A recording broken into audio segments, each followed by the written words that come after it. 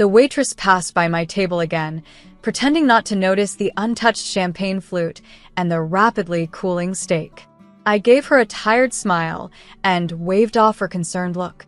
I couldn't bring myself to explain that I'd been sitting there alone for almost 2 hours. Dressed in my best navy dress, hair done, nails freshly painted, a whole evening carved out for a promotion dinner that no one showed up to. Not no one. Just my family. I glanced at my phone again, though I already knew what it said. Dad, you're not exactly a priority right now. The words stung more because of how casually he sent them. No apology. No excuse. Just a blunt rejection that hit harder than any silence could. And then, like a knife sliding deeper, a notification popped up. Cousin Melissa posted, "Family night out for the real success story." Attached was a group photo at some lakeside bar, all of them. Mom, Dad, my brother Chase front and center, grinning ear to ear beside a gleaming new jet ski. My brother had apparently made a killer side hustle flip, and the whole family had dropped everything to celebrate. I looked around the empty table again, the space where their faces should have been. I'd reserved this place weeks ago. Sent reminders. Paid a deposit. I was the first in our family to make it to senior management at a Fortune 100 company, and they couldn't be bothered to show up. Correction, they chose not to. I blinked back the sting in my eyes, lifted my glass, and toasted myself silently. To Emily Carson, the invisible daughter. The check came. $1,940. I'd prepaid for the prix-fixe menu for 6. I added a tip, smiled at the waitress, and walked out with a quiet grace that took every ounce of restraint I had. When I got home, I didn't cry. I didn't scream. I did what I always do. I handled things. I opened my banking app. Mortgage payment scheduled for the 15th. Canceled. Automatic grocery transfers for my parents. Deleted. Monthly insurance premium I'd been covering for Chase's Jeep. Gone. I pulled up the spreadsheet I'd been keeping. Every dollar I'd paid on their behalf since 2020. 3 years. Thousands of dollars. Never a thank you. Not once. I printed out the totals. Highlighted the current outstanding mortgage balance. Scribbled 2 words on a yellow sticky note. Let him pay it. It was almost midnight when I pulled up to my parents' house. The jet ski sat proudly in the driveway, wrapped in a bow like some kind of twisted trophy. I walked up to the door and taped the note and spreadsheet right across the glass. No drama. No speech. I got back in my car, exhaled, and for the first time in a long time, I felt something sharp give way inside me. Not pain, but clarity. They didn't just miss my dinner. They missed the last free ride they'd ever get from me. I was always the one they didn't worry about. The good one. The she'll figure it out daughter. I did figure it out. I studied while my brother Chase threw house parties. I got a job while he wrecked a car. I worked my way through college while he bounced between passion projects. And every time he screwed up, they clapped him on the back for learning from it. Every time I succeeded, they acted like it was expected. I remember the day I bought my first car outright. No loan, no cosigner. I drove it straight to my parents' house, beaming. My dad barely looked up from the game. That's nice, Sam. 10 minutes later, Chase rolled in and announced he'd started a dropshipping business. Mom lit up like it was Christmas morning. It didn't matter what I did, not really. Chase just had to exist to be celebrated. I had to bleed effort just to be tolerated. When their finances tanked, medical bills, bad investments, my dad losing his job, I didn't think twice. I offered to help. Quietly, respectfully. They never asked me for the full picture, and I never gave it. I just started paying. First it was the mortgage, then groceries, then the car insurance. I told myself it was temporary. Then came the call at 2 a.m. Chase had been pulled over. DUI. My parents were panicked. I wired the retainer to the lawyer before the sun came up. Still, no one ever said thank you. Not once. Instead, I got text chains about how amazing Chase was doing. A group photo when he got his new tattoo. A Facebook post when he fixed up an old motorcycle with parts 1 paid for. I didn't want recognition. I didn't need applause. I just wanted to matter. A birthday card. A seat at the table. A moment where someone saw me not for what I could do, but for who I was. But in that house, love came in two forms: Chase's chaos and my checkbook. And if you weren't performing either, you were invisible. Turns out, in that house, money mattered more than I ever did. When I got the promotion, I thought maybe, just maybe, this would be the moment they'd see me. I didn't expect balloons or a banner. But a smile? A warm hug? We're proud of you? Instead, my brother laughed. So, what? You get to boss people around now. My mom smirked. Just don't get cocky, sweetie. Dad didn't say much, just nodded and asked if I'd remembered to transfer the mortgage by the 15th. That was it. The next week, I overheard something I wasn't meant to hear. I had stopped by my parents' place to drop off a grocery haul. The fridge was nearly empty. I was in the hallway when I heard my mother on the phone with my aunt. "We're just trying to keep her grounded," she said. A pause. Then, "No, she's not really supporting us. She just helps out sometimes." I froze. Helps out? I'd been covering their house payments, their food, their car insurance, Chase's lawyer, even paid off the credit card debt they swore they didn't know how they accumulated. And yet, they'd reduced me to a side character in my own story. It clicked then. Success wasn't something they wanted for me. It was something they resented, because it meant I was no longer under them, no longer proving my worth with every swipe of a card. I had outgrown the narrative they built for me, the dependable one who always says yes, always shows up, always sacrifices. To them, that version of me was useful. This one? The woman who sat in a boardroom, who made strategic calls, who signed contracts. This version was a threat. The cold shoulders made sense. The small jabs. The missed calls. The fake smiles at family dinners. They weren't proud of me. They were afraid I'd start asking for something in return. So instead, they twisted the truth. Told the family I was doing fine but didn't help much. That I was too busy for them. That Chase had stepped up lately. That they were holding things down. They rewrote the script, turned my loyalty into an optional favor, my sacrifices into a footnote. Because admitting the truth would mean acknowledging what they'd taken from me. And acknowledging it might mean I'd stop. I looked around their living room. The couch I helped them buy, the TV I set up, the roof I'd kept over their heads. They didn't see me as family. They saw me as financing. I didn't scream. I didn't send a dramatic group text. I didn't even confront them. Instead, I opened my laptop and got to work. First, the documentation. Every payment I'd made, every bank transfer, mortgage receipt, grocery Venmo, lawyer's fee. I pulled them one by one, labeled them, color-coded them. No more blurry lines or forgotten favors. I wasn't just the dependable daughter. I had become their accountant. And now, I was closing the books. Then I booked a meeting with a lawyer. I didn't need revenge. I needed protection. I asked all the questions. Was I tied to their home? Could they default in my name? Were there any legal bindings I should be aware of? He nodded, impressed at my thoroughness. "You've been very generous," he said, skimming the stack of receipts. "That's one word for it," I replied. He helped me draft a termination of support letter. Just in case. Nothing flashy, nothing confrontational. Just the paperwork version of turning off the faucet. I informed the bank that the automatic transfers were ending immediately. I removed my name from the recurring payments. Unlinked their bills from my account. Set up fraud alerts just in case someone got creative. Then I printed a final mortgage statement, circled the remaining balance, and tucked it into an envelope. On the front, I wrote 3 simple words in clean, even handwriting. "Try your luck." I slid it under their front door the next morning. I stood on the porch for a moment after, half expecting someone to swing it open, to catch me, to demand an explanation.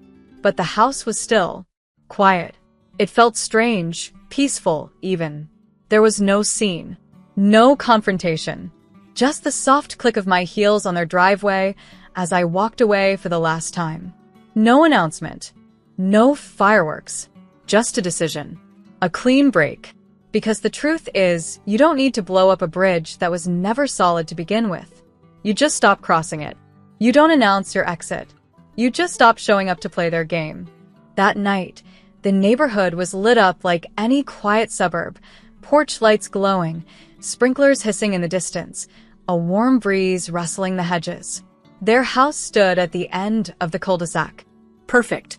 Comfortable, entirely funded by me, and empty. They were still out somewhere, lifting cocktails to my brother's new jet ski like he discovered fire. I'd seen the Instagram stories. Their cheeks flushed, mouths wide with laughter. "So proud of you, baby," Mom had commented under the post. I parked across the street, lights off. My hands didn't shake as I pulled the envelope from my purse.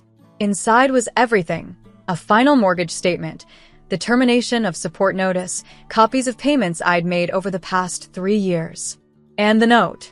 Just one sentence, written with the same care I used to write their birthday cards. Let him pay it. I walked across the lawn I'd kept green with my money and slipped the envelope into their mailbox. No key. No knock. No drama. Just the quiet arrival of accountability. Then I left. The next morning, I turned my phone off. I wasn't available for the fallout, but I knew when it started. By Wednesday, the mortgage company had called them. Twice. By Friday, they'd received a certified letter. Past due, late fees added. By Saturday, I turned my phone back on long enough to check my voicemail. My dad's voice, once so quick to dismiss, now cracked with panic. "Emily, it's your father. We got something from the bank. Did you cancel the payments? Just call me back. Please." I didn't. Mom texted, then called, then tried to loop in my aunt, who sent a 3-paragraph message about family responsibilities. I blocked them all. The silence that followed wasn't empty. It was full of realization. They had never heard it before, not from me. I was the one who picked up, who sent the money, who said yes even when I wanted to scream. But this time, I gave them nothing. No reaction. No reply. Just reality, delivered in an envelope. They wanted to make me feel small by excluding me. They forgot who held the foundation together. And now they felt the floor shift beneath them. Because the silence they gave me, I returned with interest. It didn't take long for the cracks to show. My brother, the golden child, the pride of every family group chat, said he'd take over the payments. Loudly. Publicly. Like it was nothing. "I got this," he told my parents, puffing out his chest like a cartoon hero. "It's just a mortgage." The bank didn't care about his confidence. 2 weeks later, the first missed payment hit. He scrambled, sold the jet ski at a loss. Still wasn't enough. By the end of the month, the house entered pre-foreclosure. A letter nailed it to their front door, in words even pride couldn't rewrite. That's when the storm really started. My dad showed up outside my apartment building. I watched him through the peephole for nearly 10 minutes before he finally gave up. Later, his message came through. "After all we did for you, Emily. After raising you. After everything. How can you do this to us?" I wanted to laugh. Not out of spite, but from the absurdity. Everything? They didn't pay for college. They didn't show up to my graduation. They forgot my promotion dinner. Everything I had, I earned despite them. Not because of them. I didn't reply. A few days later, my mom called. She didn't leave a voicemail. She just cried. Soft sobs echoing over the line, like I was supposed to mistake it for music. I listened. Then I pressed delete. No anger. No cruelty. Just a choice. One they'd made 100 times, when they skipped my wins, dismissed my worth, prioritized my brother's wants over my needs. They taught me how to detach. I just finally learned the lesson. Now they were the ones calling, begging, hoping. And I was the one staying silent. I didn't need revenge. I needed peace. And peace didn't look like saving people who only remembered me when it was time to pay. The golden child was broke. The parents were rattled. The roof was slipping. And I was finally free of the weight. For years, I paid their way. They never thought I'd walk away. My new place smelled like paint and possibility. It wasn't huge, just a bright, modern 2-bedroom condo downtown, but it was mine. Paid in full. No roommates, no parents, no strings. No one else's name on the door. No one calling when they needed help with bills. No one watching my success with a grimace instead of a smile. I stood in the center of the empty living room and just listened to the quiet. Real quiet. Not the kind that follows disappointment, the kind that means freedom. A week after moving in, I launched something that had lived in the back of my mind for years. A podcast. I called it The Forgotten Firstborn. Each week, I told stories, my own and others like me, about being the responsible one. The invisible one. The one who carried too much and got credit for nothing. Turns out, there are a lot of us. The show took off. What started with 20 listeners became 200, then 2,000. Women messaged from every time zone. You're telling my story. I thought it was just me. It wasn't. We were out here, building lives while dragging emotional anchors. I just happened to cut mine loose. When I wasn't recording, I mentored a small group of high school girls in financial literacy and boundary setting. I showed them how to read contracts, spot manipulation, and trust the word no as a full sentence. It was healing. For them and for me. As for my family, we went low contact. I didn't block them. I just stopped replying. Birthdays passed. Holidays came and went. No more surprise payments, no more bailouts. They were no longer my responsibility. I checked the county records once, out of curiosity. The house had been sold at auction. A new family lived there now. I hope they fill it with better memories. My brother? He deleted the jet ski photos from Instagram. Last I heard, he moved in with a friend. My parents stopped calling eventually. Maybe they got tired. Maybe they finally understood. Either way, silence again. But this time, it was mine. And I cherished every second of it. Sometimes I'd sit on my balcony with a cup of tea, listening to the city, smiling at the sky like I owed it a thank you. Because I was no longer a background character in my own life. I was building something real, lasting, entirely mine. They didn't get to decide my worth anymore. They didn't get to decide me anymore. I was always the afterthought. Until I stopped thinking of them. Exactly 1 year to the day, I walked back into that restaurant. Same white tablecloths. Same host who'd looked at me with pity last time. This time, he grinned when he saw me. "Welcome back, Ms. Carson," he said, gesturing to the private dining room. "Your party's already here." My heels clicked against the marble floor like punctuation marks to a sentence I finally got to finish. Inside, the room glowed with laughter. My coworkers, my closest friends, the people who saw me, Celebrated me. showed up when it counted. No one asked me for money. No one pretended I didn't matter. The table was full, not just of food and gifts, but of respect. I took my seat at the head. This time, the dinner wasn't paid for with guilt. It was earned. I stood up and held my glass high. "To the family we choose," I said, my voice steady, strong. "And to the day we stop waiting for people to see our worth and just start living like we already know it." Glasses clinked. Cheers rose. And for the first time in years, I felt free. Later that night, as the last of the wine was poured and someone pulled out a Polaroid, my phone buzzed. A message from my cousin. "Heard they might lose the house. Your dad's been asking around. Just thought you should know." I stared at the screen. Thought of my father's text from a year ago. "You're not exactly a priority right now." Thought of the night they laughed while I sat alone. And then, I left the message on read. No reply. No follow-up. No wait. It wasn't bitterness. It was peace. I didn't need revenge. I didn't need closure from them. I was already closed. The waiter brought out dessert. A small cake with congratulations, Emily written in gold icing. My friends cheered again. Someone popped a bottle of champagne. And I smiled, not the forced kind I used to give at family gatherings, but the real kind. The kind that comes when you finally stop begging people to see you and build a life where you're impossible to ignore. My story didn't end with a fight. It ended with me choosing joy, without their permission. Because they skipped my table once. Now, they don't even have a seat.